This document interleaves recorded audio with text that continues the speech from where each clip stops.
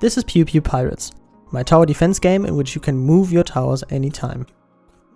I started development 6 months ago and launched the demo after 3 months. The game was in a playable state and many people already liked it, but some elements were still missing to make the game really fun to play. So I got to work and spent the last couple of months to add the fun. A special feature in my game are the effect auras. They spawn at specific times and change their environment. For example, doubling enemy speed, slowing tower attack speed, and things like that. They are what make the game interesting, because they're a big reason you constantly have to rearrange your cannons. Because they are used so often in the game, I wanted them to look and feel extra nice. I came up with the idea of using a lightning effect. I think it fits the fantasy theme and most importantly, it draws the player's focus, because a big fat line is suddenly drawn across the whole screen. Essentially, the effect is really just a fat line that gets thinner and shorter until it's gone. It's made out of a bunch of points that are randomly offset every 0.1 seconds. I duplicated the effect so 1 big and 2 rotated small lightning strikes are spawned every time and it looked awesome. I also added a tiny exclamation mark that warns the player of an upcoming aura. A similar warning can be displayed above extra nasty enemies. Next up, I wanted to give the auras themselves a better design. I didn't like the semi-transparent icons, I thought they were too much clutter. So I simplified it so the effect icons are shown in between the lines. The lines also get smaller over time, which displays the aura's cooldown. For auras that target enemies, circles are used, and for auras that target cannons, squares are used. I wanted to sprinkle eye candy to almost every interaction, so everything generally feels more satisfying. That meant creating many different particle effects for shooting, hitting an enemy, destroying an enemy, and so on.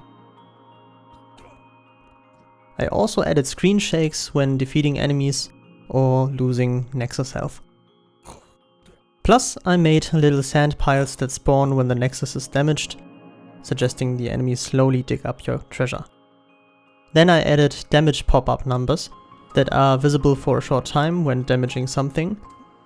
I know that many players like to have this feature, so I put it in, but personally I'm not a big fan, so I added an option for it and a bunch of other things while I was at it.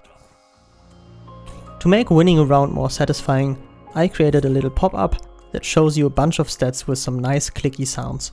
That's also used in the game over screen. Also, you are rewarded with unlocking the next level when completing a level. Before, you could just play all levels from the beginning, but unlocking them one step at a time feels much better.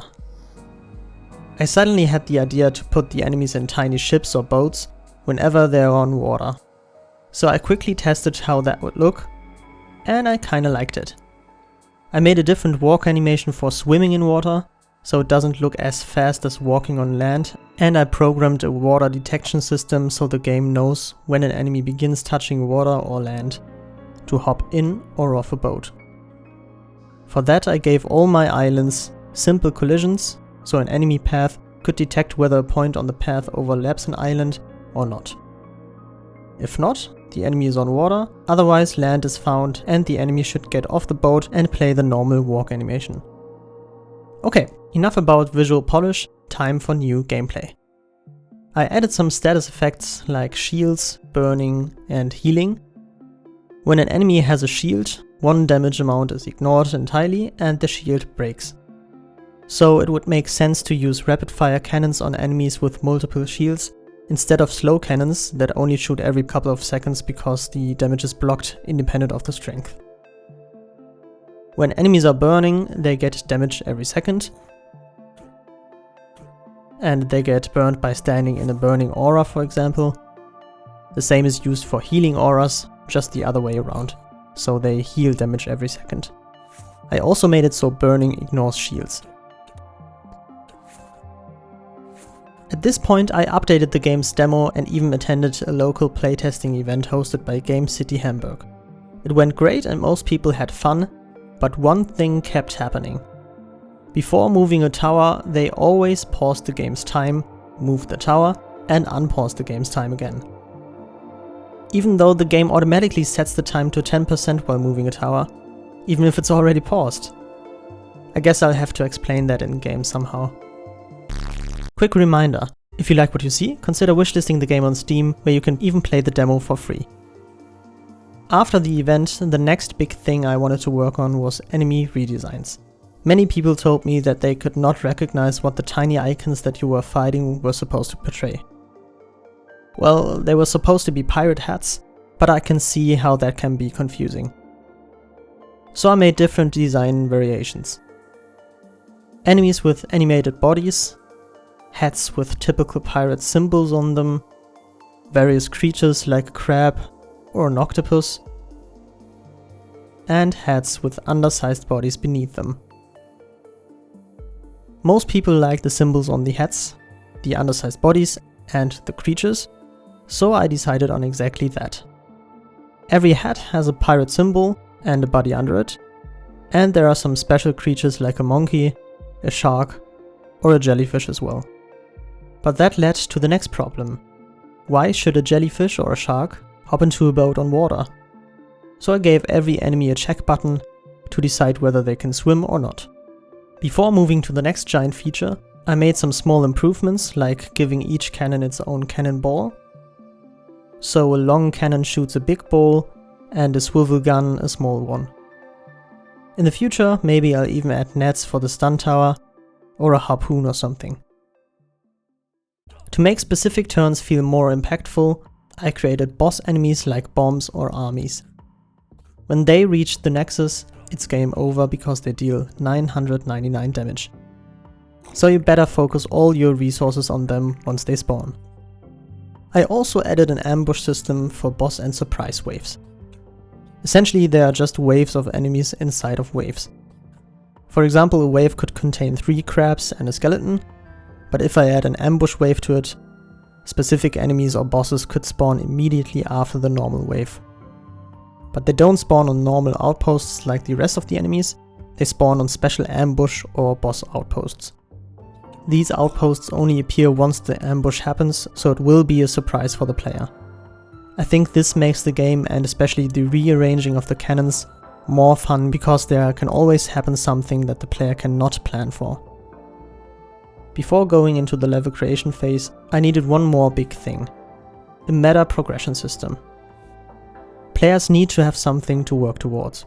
The simple thing is of course unlocking a new level after defending the treasure, but I wanted more. So I also added challenges that can be completed in every level.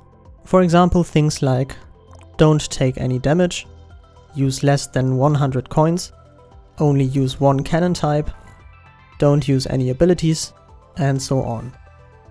These challenges give an incentive to play the same level in different ways. After getting them to work, I focused on making a satisfying checklist to show what challenges the player just completed after winning the level. And I implemented an experience system, so every completed challenge rewards you with experience points that can be spent to unlock more cannons and abilities. Then I changed the level selection menu, so the player can decide which starting loadout they take into a level. At first you only have the default cannon, but by completing the first level, you get enough experience points to buy another cannon. Then you should see the challenge only use long cannon, so you hopefully want to buy the long cannon and play the first level again, but with a different loadout. With this system I hope to give each level a bit more replayability. Still, the challenges are optional and some can be pretty hard, but at least you don't have to complete them if you don't want to. This brings us to the present. Currently I'm experimenting with special enemies that can spawn with auras, like a burning keg that burns enemies around it, an electric eel that damages nearby units when dying, and even enemies that spawn connected debuffing auras, so in order to destroy the aura, you have to defeat the enemy first. Next up, I have to build all of the levels and create some fitting music for the game, and I hope I can attend Steam Next Fest in the fall to collect some wishlists, but right now the wishlist count doesn't look good at all. So you guys have to help me. Spread the word, tell your friends, and go to Steam to wishlist Pew Pew Pirates. Also, if you have any ideas for creatures, level layouts, or features you want to see in the game, feel free to write them in the comments. Maybe I'll put them in. Thank you for watching.